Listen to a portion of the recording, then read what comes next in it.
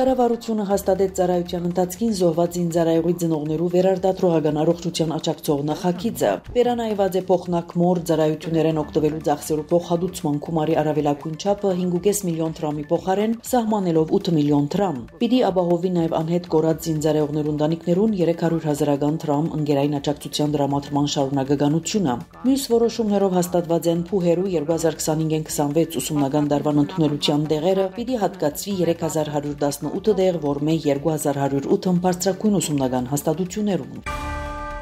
Իրանի արտաքին գործոստ նախարար Աբբաս Արաքջին հանդիպած է Ռուսաստանի նախագահ Վլադիմիր Պուտինի հետ, կհայտնի Իրնան Արաքջին 2 օրվան այցով Մոսկվա մեկնած է իր ռուս գործընկեր Սերգեյ Լավրովի հրավերով։ Մոսկվա ժամանելուն պես Արաքջին ասաց է, որ այնտեղ է Իրանի գերագույն հոգևոր առաջնորդ Այաթոլլա Ալի Խամեյնեի ուղերձը Ռուսաստանի նախագահ Վլադիմիր Պուտինին փոխանցելու համար։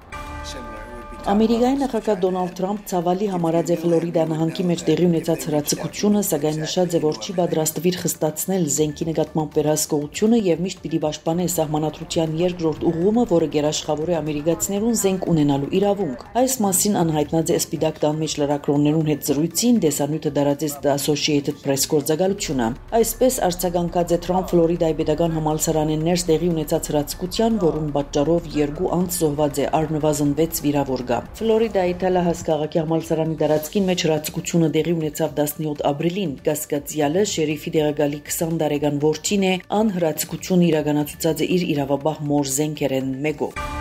Ամերիկայի պետական քարտուղար Մարկո Ռուբիոն հերախոսազրույց ունեցած է Ռուսաստանի արտաքին գործոստ նախարար Սերգեյ Լավրովի հետ։ Զրույցը հաջորդած է Փարիզի մեջ ուկրաինական պատվիրակության եւ եվրոպացի դաշնակիցներուն հետ ամերիկյան կողմի բանակցություններում։ Այս մասին հաղորդակցություն տարածեց Ամերիկայի պետական քարտուղարության խոսնակ Թեմի Բրյուս։ Ամերիկայի պետական քարտուղարության խոսնակ ավելցուցած է, որ Փարիզի մեջ Ամերիկայի առաջարկը խրախուսելի ընդունելության արժանացած է, որը ցույց կտա, որ խաղաղությունը հնարավոր է, եթե բոլոր կողմերը հանձնառու լան համաձայնության հասնելուն։ 17 ապրիլին Ֆրանսիայի նախագահ Էմանուել Մակրոն ողջունած էր ամերիկացի, եվրոպացի եւ ուկրաինացի պաշտոնյաներուն բանակցությունները ադոնք անվանելով հավաքվելու շատ կարևոր առիթ կհաղորդե Ֆրանս 24 բարբերականը։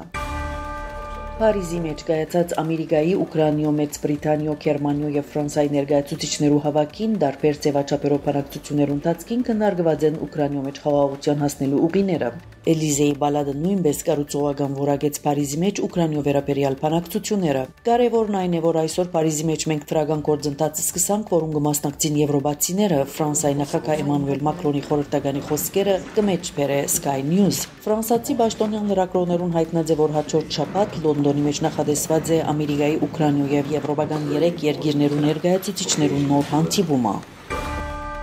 Ամերիկան եւ Ուկրաինան հուշակիրը ստորագրած են, որմով հաստատած են հանքային բաշարներով վերաբերյալ համաձայնագիր գնկելու մտադրությունը, հայտնած է Ուկրաինայո առաջին փոխվարչապետ տնտեսության նախարար Յուլիա Սվիրիդենկոն։ Համաձայնագիրը հնարավորություններ պիտի բանասկալի ներդրումներու ենթակառուցվածքի արդիականացման եւ Ուկրաինայո ու Միացյալ Նահանգներու միջեւ փոխշահավետ գործակցության համար։ Ահա թե ինչու խումբերը աշխատին փաստաթուղթին վրա նախարարը նաեւ հայտնած է, որ կմնա վերջնական տեսքի բերել բնակիրը ստորագրել այն, ապա վավերացնել փաստաթուղթը խորհրդարաններու մեջ։ Ամերիկայի նախագահ Դոնալդ Թրամփ Իտալիո վարչապետ Ջորջիա Մելոնիի հետ Սպիտակ տան մեջ կայացած հանդիպման ժամանակ հայտարարած էր, որ Վաշինգտոն եւ Կիև հազվագյուտ հողային մեդաղներու վերաբերյալ համաձայնագիրը պիտի ստորագրեն ապրիլ 24-ին։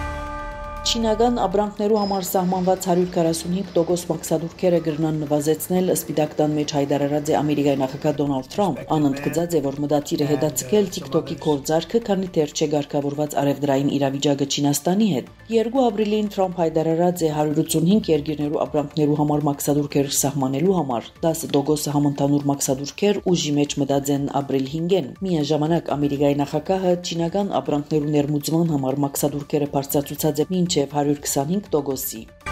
Պաղեստինյան Համաս շարժումը պաշտոնապես մերժած է հրաթաթարի մասին Իսրայելի վերջին առաջարկը հայտարարելով, որ պատրաստ է անհապաղ բանակցել այնպիսի համաձայնագրի շուրջ, որուն արդյունքով ազատ պիտի արձակվին մնացած բոլոր բադանտները, պատերազմի ավարտի եւ պաղեստինցի բանդարգյալներու ազատ արձակման դիմաց։ Այս մասին հաղորդե BBC-ն։ Մենք չենք ընդունիր մասնակի գործարքներ, որոնք կծառայեն Նետանյահուի քաղաքական օրագարկին, դեսավայեցի մեջ ասած է Համասի գլխավոր բանակցողը։ 59 բադանտեր կմնա Համասի մոտ կերության մեջ Իսրայելի վերջին առաջարկը գենթացրեր 45 օրյա հրաթաթար 10 բադանտներու ազատարձակման դիմաց։ Ամերիկայի կողմեն Եմենի արևմտյան Ալ-Հուդեյդա նահանգի մեջ գտնվող Ռաս Ղիսա քարյուղի գայանի ռմբակոծության հետևանքով զոհերու թիվը հասած է 38-ի, նախնական տվյալներով 102 վիրավոր կա։ Կհաղորդե Al-Masira հերոստալիքը։ Իր հերթին Ամերիկայի կենտրոնական հրամանատարությունը հայտարարած է, որ հարվածներ հաստուցած է Եմենի Ռաս Ղիսա քարյուղի նավահանգիստին եւ ավերած է այն։ Ամերիկան մարտ 15-ին ի վեր կշարունակի հարձակումներ կատարել Եմենի վրա, նպատակ ունենալով վերացնել հութիներու կողմեն Գարմիր ծովու մեջ Իսրայելի կամ Իսրայելի հետ առնչվող նավերու վրա դրված շրջափակումը։ Ցեզի հետ Անի Զեյթունցյանը։